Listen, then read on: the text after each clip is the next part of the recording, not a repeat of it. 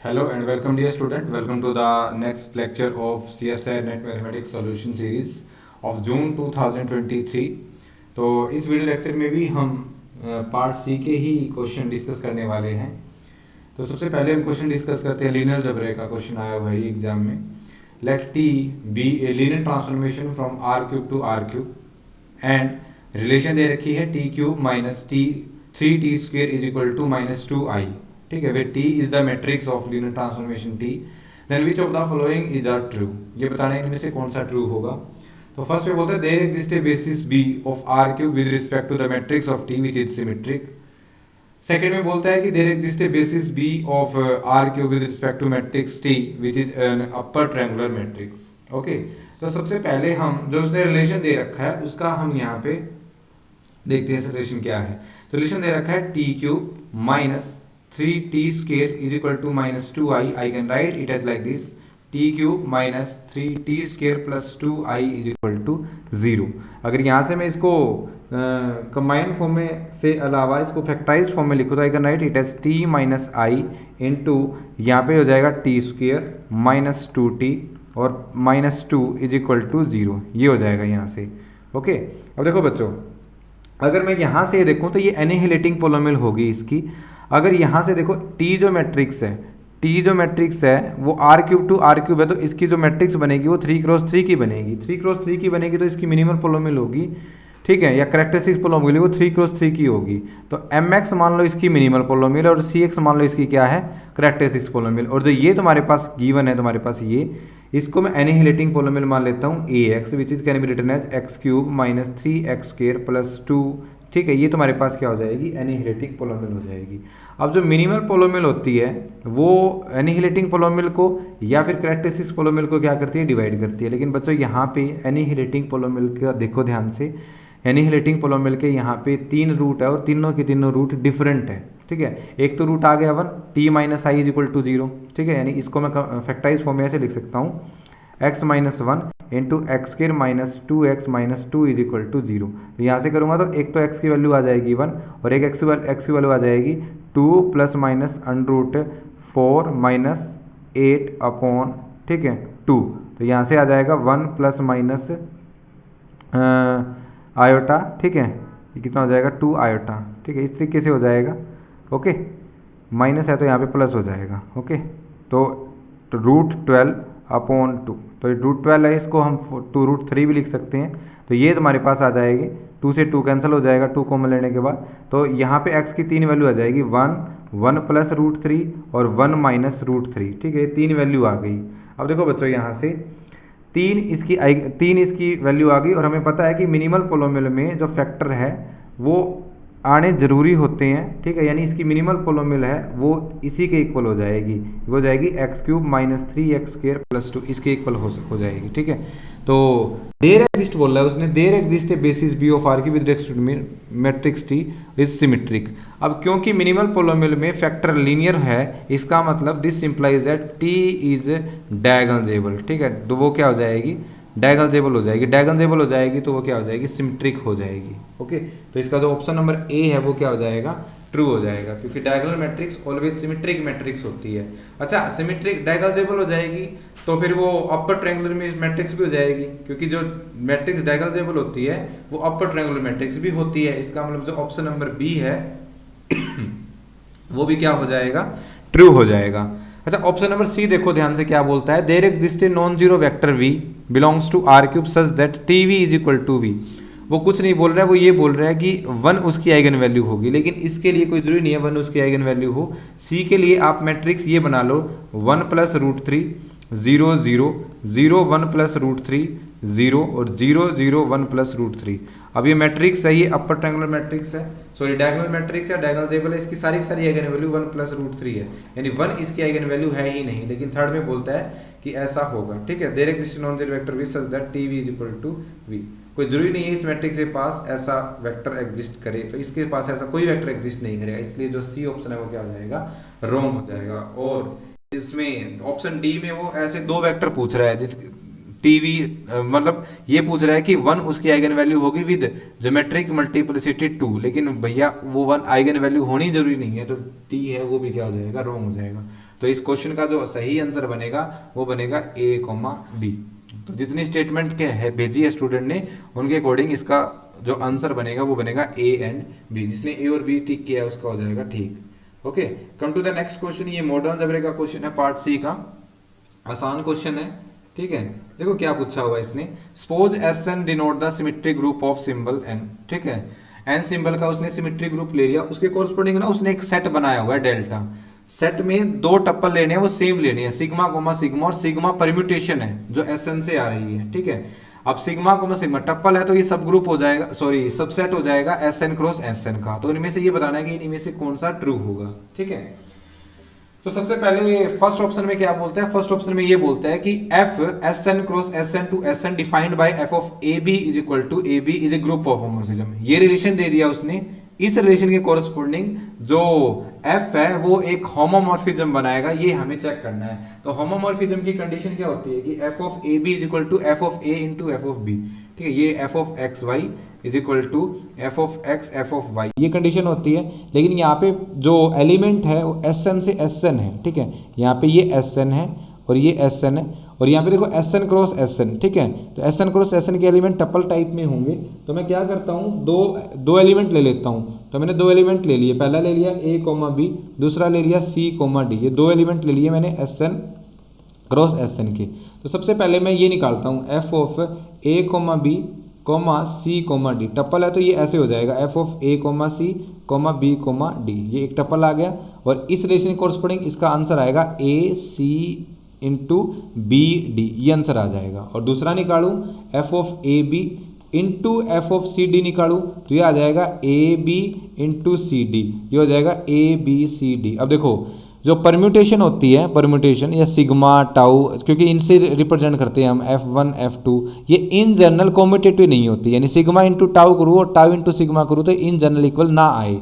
तो ये जो है ये सारे ग्रुप के लिए, सारे एस एन के लिए इक्वल हो, ऐसा कोई ज़रूरी नहीं है। यानी this implies that A C B D is not equal to A B C D. इसका मतलब ये जो रिलेशन दे रखा है इसके कोरस्पोंडिंग इसका ग्रुप होमोमॉर्फिज्म बनना कोई ज़रूरी नहीं है। इसका मतलब जो ए ऑप्शन है वो क्या हो जाएगा, रॉन्ग हो जाएगा। ठीक है, नेक्स्ट में बोलता है delta is a subgroup of S N cross S N. ठीक है, अब देखो एस एन जो ग्रुप है वो फाइनाइट होता है, फाइनाइट मतलब इसके जो एलिमेंट है वो फाइनाइट होंगे। और फाइनाइट होता है तो सिर्फ हमें एक क्लोजर प्रॉपर्टी चेक करनी होती है। ये ए के लिए चेक किया हमने, बी के लिए सिर्फ हम क्लोजर प्रॉपर्टी चेक कर लेंगे। क्लोजर प्रॉपर्टी के लिए हम क्या करेंगे, इसके दो एलिमेंट ले लेंगे। तो दो एलिमेंट मैंने ले लिए, पहला ले लिया sigma cross sigma comma sigma, और दूसरा ले लिया मैंने टो कोमा टो। ये दो एलिमेंट ले लिए मैंने किसके, डेल्टा के। अब इनकी कॉम्पोजिशन कराए हम, delta comma sigma comma sigma composition with tau comma tau, तो ये आ जाएगा answer sigma tau comma sigma tau. अब ये जो एलिमेंट है दोनों के दो एलिमेंट सेम है तो दोबारा किसके एलिमेंट आ जाएंगे, ये डेल्टा के एलिमेंट आ जाएंगे। This implies that delta is a subgroup of S N cross S N. इसका क्या बन जाएगा, ये सब ग्रुप बन जाएगा। इसका मतलब जो बी ऑप्शन है ना वो क्या हो जाएगा, ट्रू हो जाएगा। अच्छा, ऑप्शन नंबर सी पे आते हैं। ऑप्शन नंबर सी और डी सेम सेम से ही है। सी में बोलता है कि delta is a normal subgroup of S N cross S N. तो इसके लिए सी के लिए भी मैं तीन एलिमेंट ले लेता हूँ। दो एलिमेंट तो ले लिए मैंने किसके, S N cross S N के, तो वो ले लिया मैंने sigma one cross sigma two is an element of S N cross S N. और एक एलिमेंट ले लिया मैंने सिग्मा कोमा सिग्मा डेल्टा से। अब मैं कंपोजिशन कैलकुलेट करता हूँ यहाँ से। तो मैंने क्या लिया, मैंने ये ले लिया sigma one comma sigma two composition with sigma comma sigma, composition with sigma one का इनवर्स कोमा सिग्मा टू का इनवर्स। कंपोजिशन करवाएंगे इनकी टप्पल वाइज है तो ये हो जाएगी तुम्हारे पास सिग्मा वन सिग्मा वन का inverse comma sigma sigma two का इनवर्स। अब देखो बच्चों, अगर ये सिग्मा वन, ये सिग्मा वन कहाँ से आ रहा है, एस एन से आ रहा है, सिग्मा टू कहाँ से आ रहा है, एस एन से आ रहा है। और परम्यूटेशन ग्रुप में ये जरूरी नहीं है कि ये दो एलिमेंट सिग्मा वन का इनवर्स, ये कंपोजिशन सिग्मा टू का इनवर्स ये इक्वल हो। ये इक्वल होंगी तभी तो ये एलिमेंट किसके अंदर जाएगा, डेल्टा के अंदर जाएगा। लेकिन इन जनरल परम्यूटेशन कॉम्यूटेटिव नहीं होती है तो ये इक्वल होनी कोई जरूरी नहीं है। तो ये इसके अंदर जा भी सकता है, नहीं भी जा सकता, ऑलवेज नहीं जाएगा। This implies that delta is not a normal subgroup of S N cross S N. तो उसका नॉर्मल सब ग्रुप होना कोई ज़रूरी नहीं है। अच्छा, फोर्थ में बोलता है प्राइम होगा तो होगा, नहीं कोई ज़रूरी नहीं है, वो कभी नहीं होगा, n का प्राइम होने से कुछ नहीं होगा। तो ऑप्शन नंबर सी है वो भी गलत है, ऑप्शन नंबर डी है वो भी गलत है। इसका जो करेक्ट आंसर बनेगा वो बनेगा option number B. B is the correct answer of this question. ठीक है, now come to the next question. Third question है ये, पार्ट सी का ही क्वेश्चन है, अच्छा क्वेश्चन पूछा हुआ है एग्जाम में, मॉडल अलजेब्रा का ही है। Which of the following is are true, इनमें से ये बताना है कि इनमें से कौन सा ट्रू होगा। ऑप्शन नंबर ए में बोलता है a group of order 244 contains a unique subgroup of order 27।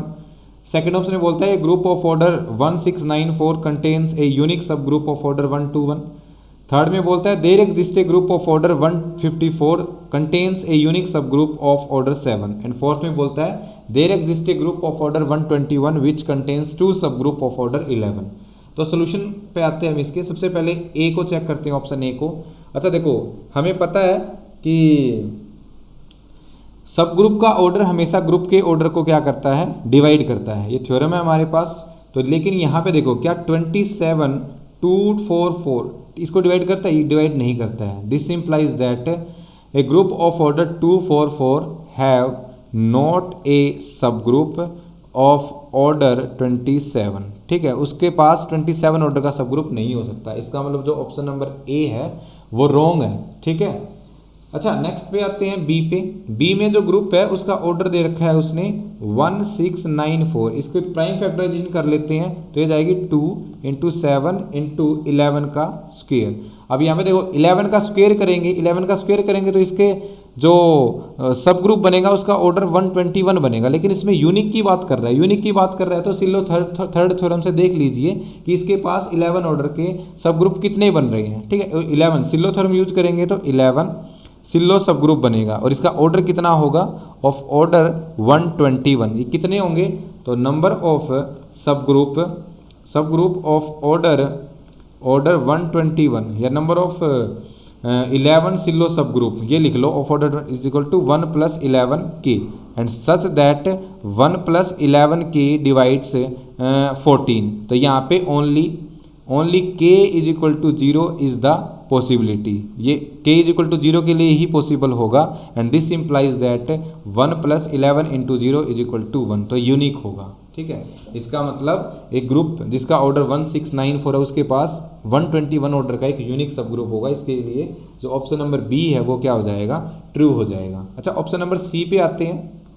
Option number सी में क्या बोल रहा है, there exist a group of order 154 contains a unique subgroup of order 7। तो देयर एग्जिस्ट बोला है तो आप जी को क्या ले लीजिए, जी को आप Z154 ले लीजिए और इस ग्रुप के पास 7 ऑर्डर का यूनिक सब ग्रुप है। ठीक है, यूनिक होगा, थ्योरम है हमारे पास ये, और यहाँ पे देयर एग्जिस्ट है इसलिए सी ऑप्शन है वो क्या हो जाएगा, ट्रू हो जाएगा। अच्छा ऑप्शन नंबर डी की बात करें तो डी में क्या बोलता है, there exist a group of order 121 which contains 2 subgroup of order 11। ठीक है, तो 121 है तो 121 के लिए आप जी को कंसिडर कर लीजिए Z11 क्रॉस Z11। तो इसका एक सब ग्रुप तो बन जाएगा Z11 क्रॉस 0 जिसका ऑर्डर कितना होगा 11 और दूसरा बन जाएगा 0, Z11। तो इसके पास ये 2 सब ग्रुप होंगे जिनका ऑर्डर कितना होगा 11 होगा और ग्रुप का ऑर्डर कितना है 121 है। देयर एग्जिस्ट बोला था तो ये भी जो डी ऑप्शन है ये भी क्या हो जाएगा, ट्रू हो जाएगा। तो इसका जो करेक्ट आंसर बनेगा वो बनेगा बी, सी एंड डी।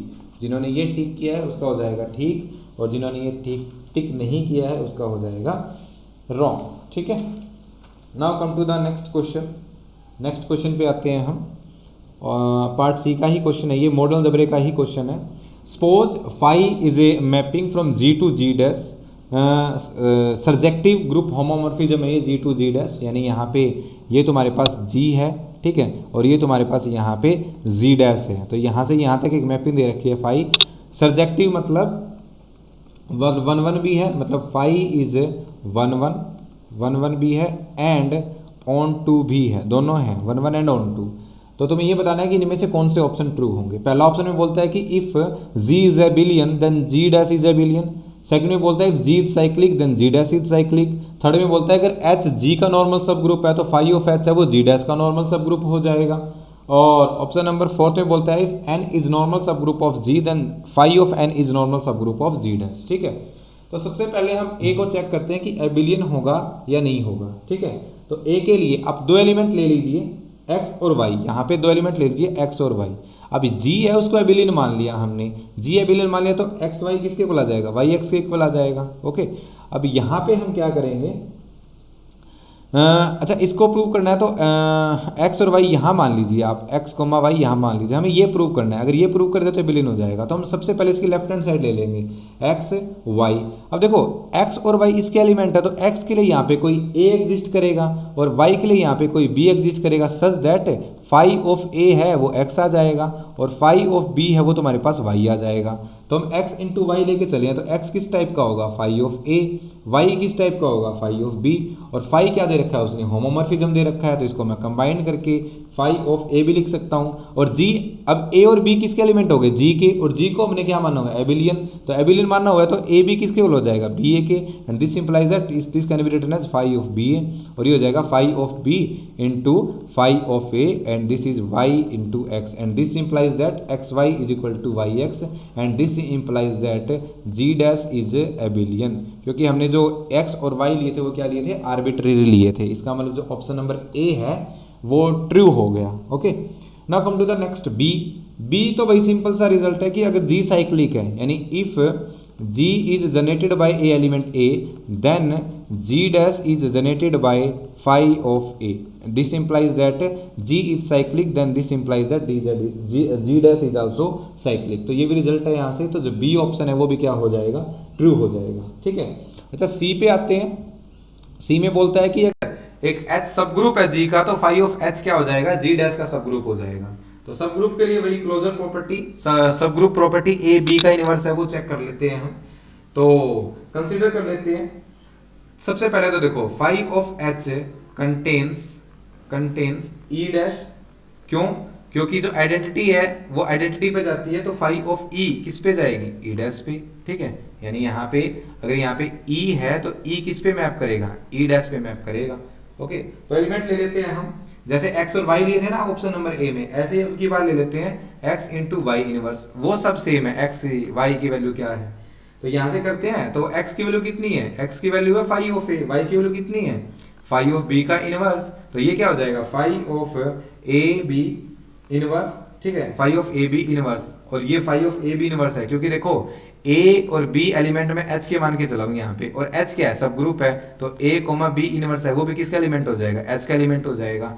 और क्योंकि फाई है, फाई मैप कर रहा है h टू h, तो फाई ऑफ h, तो ये किस एलिमेंट किसका हो जाएगा, ये एलिमेंट हो जाएगा फाई ऑफ h का, and this implies that phi of h is a subgroup of g dash. तो ये फाई h है, क्या हो जाएगा, सब ग्रुप। इसका मतलब जो ऑप्शन नंबर सी है वो भी क्या है इसका, ठीक है, सी भी करेक्ट आंसर है।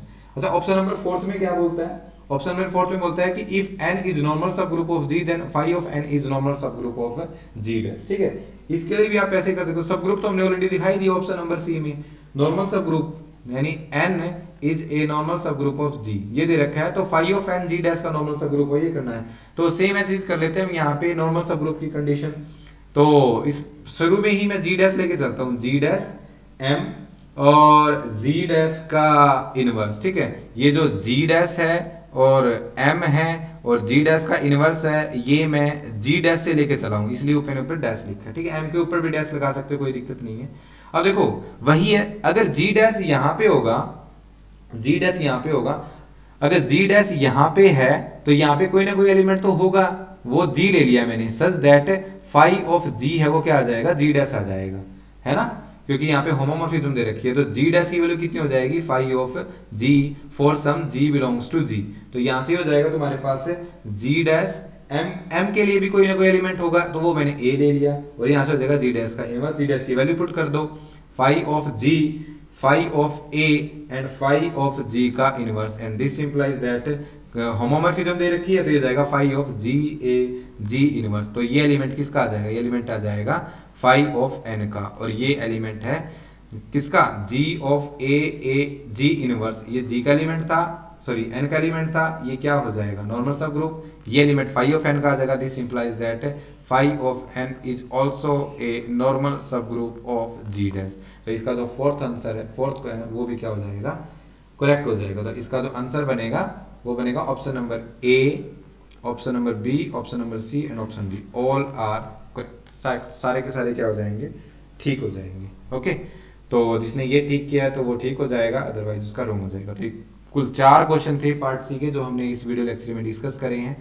तो और कोई भी आपके पास क्वेश्चन है तो वो मुझे इस नंबर पे सेंड करे, व्हाट्सअप करे, ठीक है। कुछ भी सजेशन है तो मुझे कमेंट सेक्शन में बताएं, या फिर पर्सनली मुझे आप व्हाट्सअप भी कर सकते हैं। ओके, वीडियो आपको अच्छी लगी हो तो वीडियो को लाइक करें, शेयर करें और चैनल को सब्सक्राइब करें। तो मिलते हैं नेक्स्ट वीडियो में कुछ और क्वेश्चन के साथ, ठीक है।